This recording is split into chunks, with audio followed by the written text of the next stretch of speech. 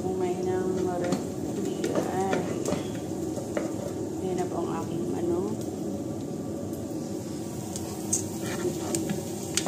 Iligis ako na ang sibuyas sa butter.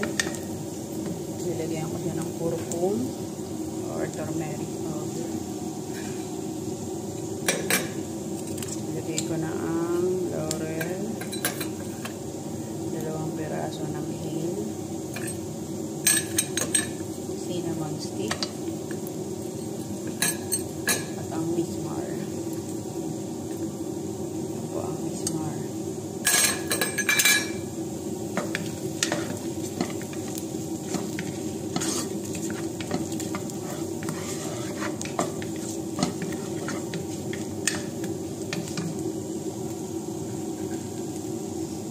Lagay natin yung curry powder. Curry leaves. Ang curry leaves. Para mabango siya. Yung aking chicken po hinugasan ko yan ng turmeric powder at ng harina. Para mawala yung amoy niya, yung langsa niya. So, okay na siya.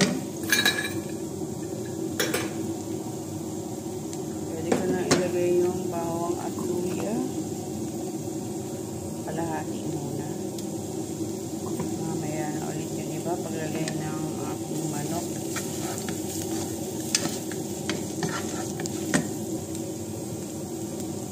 Then, okay na yung bawang. Naamoy ko na. Pwede natin ilagay ang manok.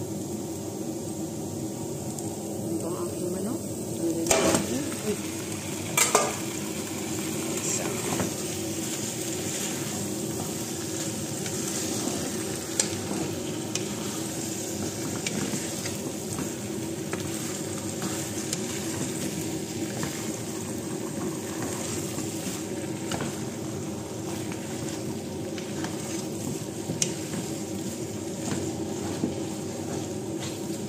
Ilagay ko na yung titirang bawang at luya.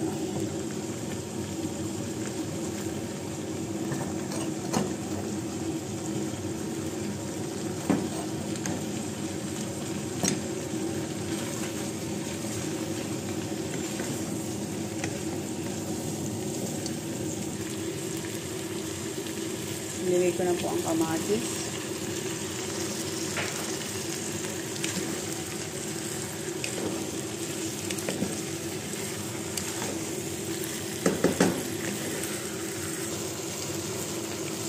Ilagay ko na po ang tomato paste.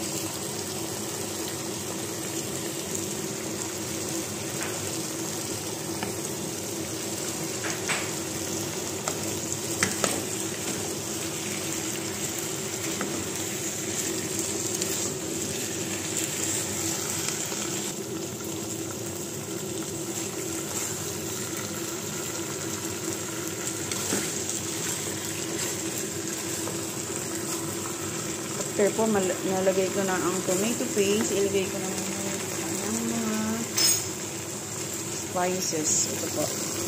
Pinagsama-sama ko na po dito. Yung curcum, baharat, black pepper, cinnamon, chicken spices, o 8 spices,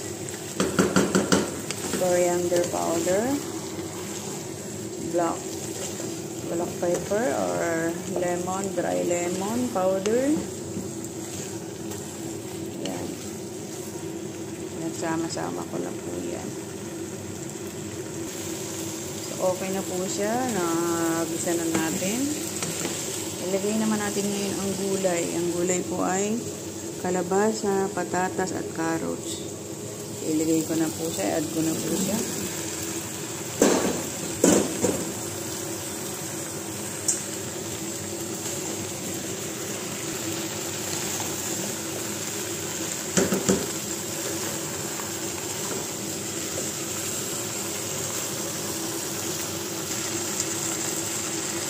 Ayan po, okay na siya. Pwede ko na siyang lagyan ng hot water.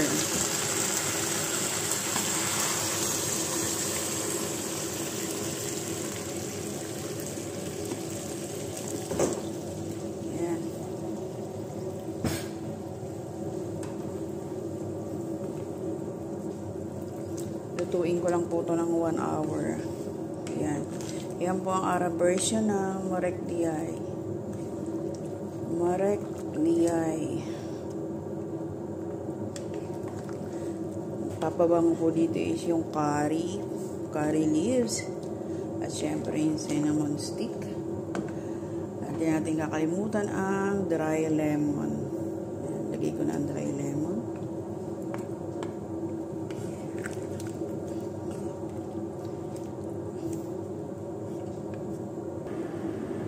Ito na po ang aking Marek Diyay.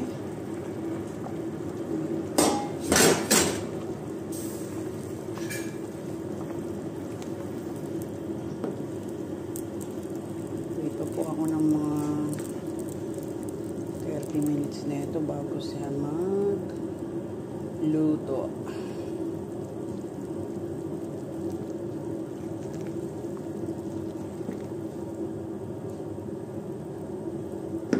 Nilalagyan ko siya ng asin after or before na maglambot ang mga gulay, pwede nilagyan ng asin.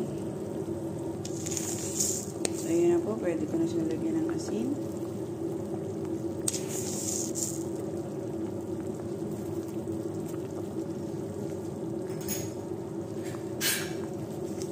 So, ito ba ang aking Marek Diyay Arab version. Thank you guys for watching. God bless us all.